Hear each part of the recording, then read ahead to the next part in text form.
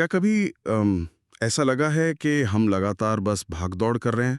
मतलब दिन के आखिर में आकर लगता है कि हाँ, थक तो बहुत गए, पर कुछ ठोस हासिल ही नहीं हुआ। हाँ, बिल्कुल।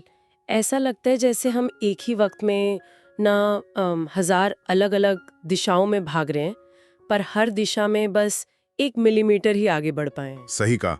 ये जो एहसास है ना, ये आज के दौर की बहुत ही आम पर बहुत ही गंभीर समस्या है। तो इस शो में आपके होस्ट के रूप में मैं और मेरे साथ यहाँ हमारी एक्सपर्ट, हम दोनों आज इसी विषय पर एक गहरी चर्चा करने वाले हैं।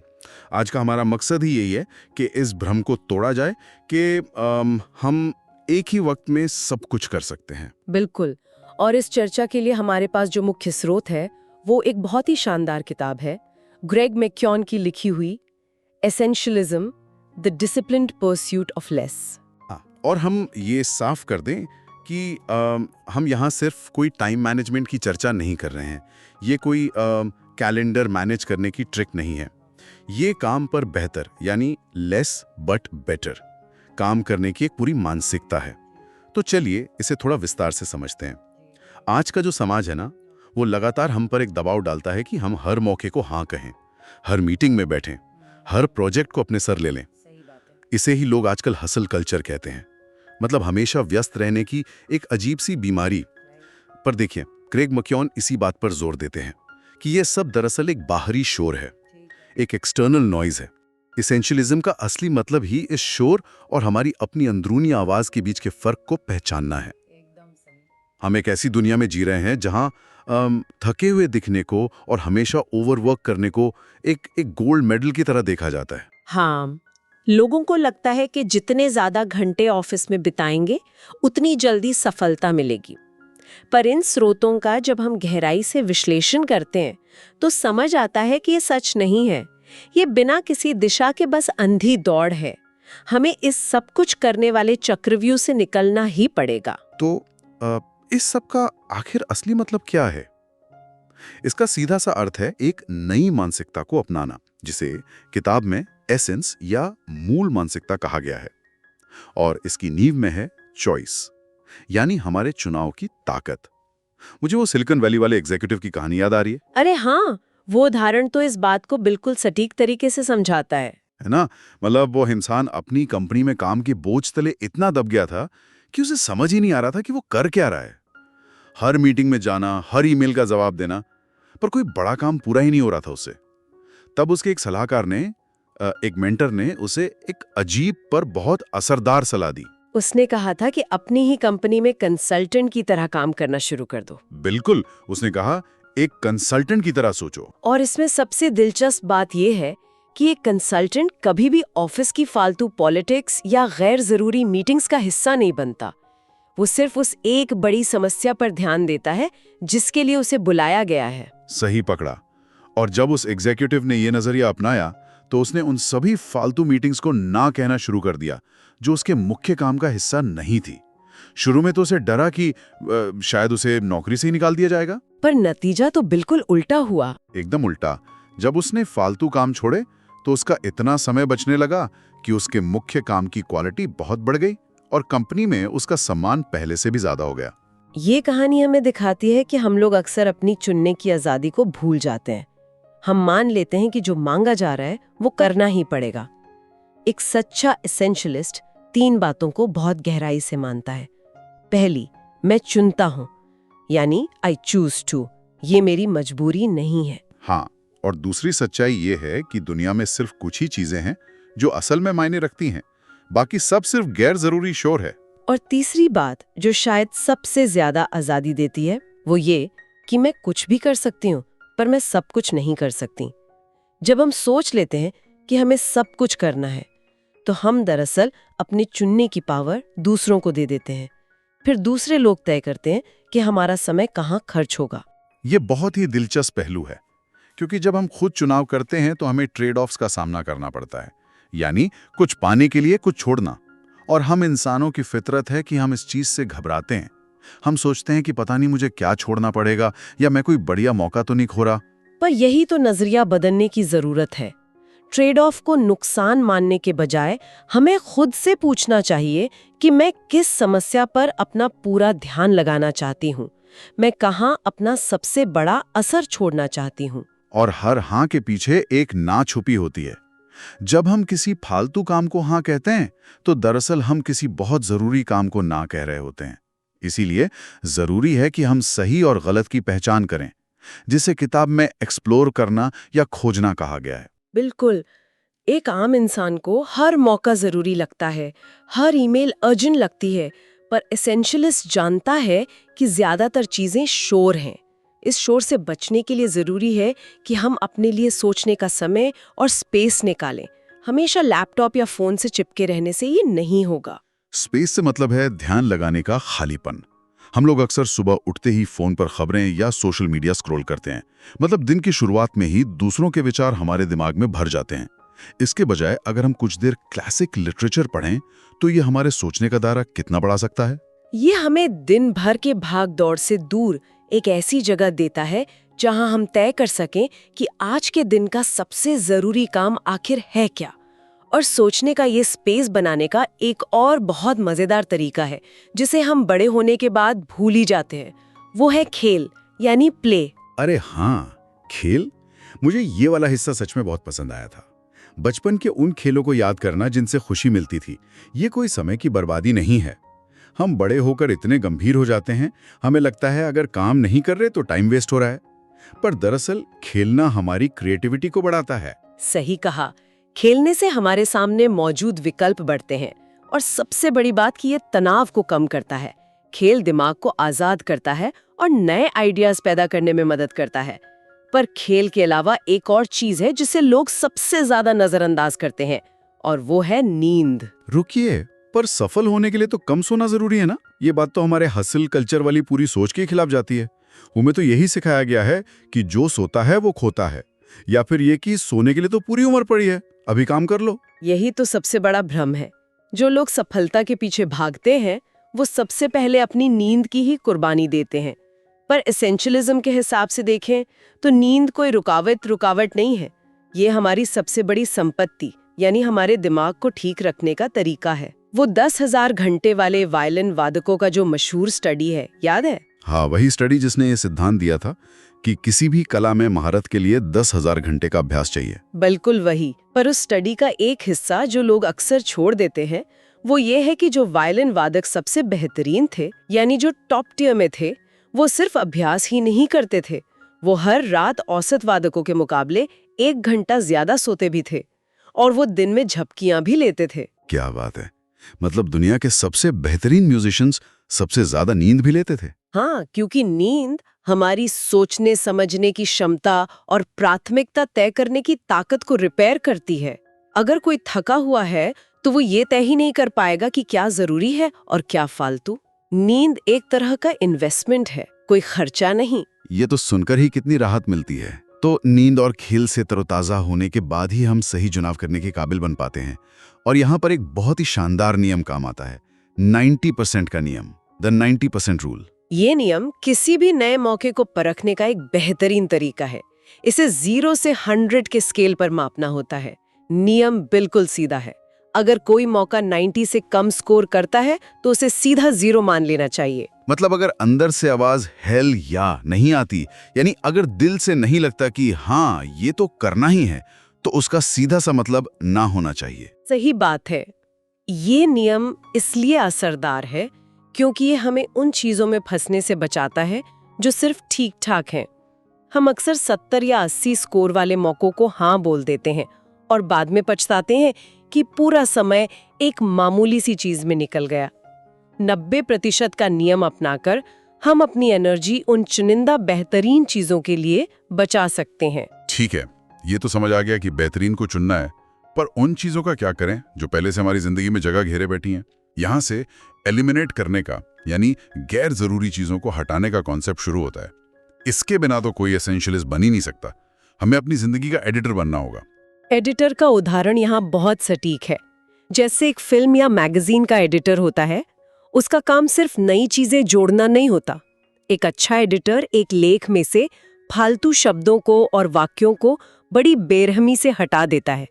ताकि जो बचे वो बहुत ही साफ और असरदार हो। हाँ, और एडिटर की बात आई है तो ट्विटर के सीईओ जैक डॉर्सी का उदाहरण किताब में बहुत सटीक दिया गया है। वो खुद को कंपनी का सीईओ कम और चीफ एडिटर ज्यादा मानते हैं। बिल्कुल। उनका मानना है कि कंपनी में हर रोज हजारों नए आइडियाज आते हैं, पर उनका काम हर आइडिया को मंजूर करना नहीं है। उनका काम उन हजारों विकल्पों में से सिर्फ उन चंद चीजों को चुनना है जो कंपनी की मुख्य लक्ष्य से जुड़ते हैं। बाकी सबको पूरी तरह हटा देना है। और इसमें स्टीफन कोवी वाला किस्सा भी बहुत जबरदस्त है। एक बार वो एक शहर में गए थे और उनके एक पुराने दोस्त ने उन्हें एक बहुत ही खास बिजनेस डिनर पर बुलाया। वहां काफी बड़े लोग आने वाले थे, पर स्टीफन कोवी ने पूरी शिष्टता के साथ उस आमंत्रण को मना कर दिया। क्योंकि उन्होंने अपनी बेटी से वादा किया था। हाँ, उन्होंने बेटी से वादा किया था कि वो शाम उसे आइसक्रीम खिलाने और उसके साथ समय बिताने जाएंगे। उन्होंने अपने दोस्त से साफ कहा कि मैं आना तो चाहता हूं, पर मेरी पहले से एक बहुत जरूरी कमिटमेंट है। ये दिखाता है कि जब आपकी प्राथमिकता साफ हो तो बड़े से बड़े मौके को भी ना कहना आसान हो जाता है। लेकिन देखिए, व्यवहारिक जिंदगी में लोगों के मुंह पर ना कहना सामाजिक तौर पर हमेशा इतना आसान नहीं होता। हम अक्सर दूसरों को खुश करने के लिए या किसी टकराव से बचने के लिए जल्दबाजी में हाँ कह देते हैं। इसीलिए किताब में ना कहने की कला सीखने पर इतना जोर दिया गया है और इसके कुछ आसान तरीके भी बताए गए हैं। जैसे एक तरीका है ऑकवर्ड पॉज या अजीब सी शांति का इस्तेमाल करना। ऑकवर्ड पॉज, ये तो वो वीडियो कॉल वाला ऑकवर्ड मोमेंट हो गया जहां अचानक सब चुप हो जाते हैं और लगता है इंटरनेट तो नहीं चला गया। वो बहुत अजीब लगता है। हाँ, वैसे ही लगता है, पर ये बहुत काम की चीज है। जब कोई आपसे कुछ करने को कहे तो तुरंत हाँ या ना बोलने के बजाय बस 3 सेकंड के लिए रुकिए। वो शांति थोड़ी अजीब लगेगी, पर वो आपको सोचने का समय देगी। आप तुरंत रिएक्ट करने के दबाव से बच जाएंगे। या फिर एक दूसरा तरीका है सॉफ्ट नो का इस्तेमाल करना। सॉफ्ट नो का मतलब जैसे सीधा मुंह पर ना बोलने के बजाय थोड़ा घुमा कर मना करना। हाँ, जैसे आप कह सकते हैं कि मैं अभी इस दूसरे प्रोजेक्ट में फंसा हुआ हूँ, इसलिए इस हफ्ते तो बिल्कुल समय नहीं निकाल पाऊंगी। ये बढ़िया तरीका है। और वो मंक मोड वाला आइडिया भी कमाल का है, जहां हम अपने ईमेल का ऑटो रिप्लाई सेट कर देते हैं। जैसे उसमें लिख दिया कि मैं अभी एक बहुत जरूरी काम पर पूरा ध्यान लगा रहा हूं और अगले 48 घंटों तक ईमेल नहीं देख पाऊंगा। इससे सबको साफ हो जाता है कि आप अवेलेबल नहीं हैं और लोग डिस्टर्ब नहीं करते। बिल्कुल, लेकिन कई बार ऐसी स्थिति भी आती है जहां हम ना इसलिए नहीं कह पाते क्योंकि हम उस काम में पहले ही अपना बहुत सारा समय, पैसा या एनर्जी लगा चुके होते हैं। मनोविज्ञान में इसे संक कॉस्ट बायस कहते हैं। ये एक बड़ा खतरनाक मानसिक जाल है। हम किसी बर्बाद होते प्रोजेक्ट या बेकार रिश्ते को सिर्फ इसलिए घसीटते रहते हैं क्योंकि हमने उसमें इतनी मेहनत कर दी होती है। हमें लगता है अगर अब छोड़ दिया तो पिछली साली मेहनत वेस्ट हो जाएगी। इसे ऐसे समझ सकते हैं जैसे किसी मल्टीप्लेक्स में कोई बहुत ही बोरिंग और बेकार फिल्म देखना। हमें पता है कि फिल्म बिल्कुल बकवास है, सर दर्द हो रहा है, पर फिर भी हम पूरी फिल्म देखते हैं क्योंकि हमने उस टिकट के 500 रुपए दिए होते हैं। एकदम सटीक उदाहरण।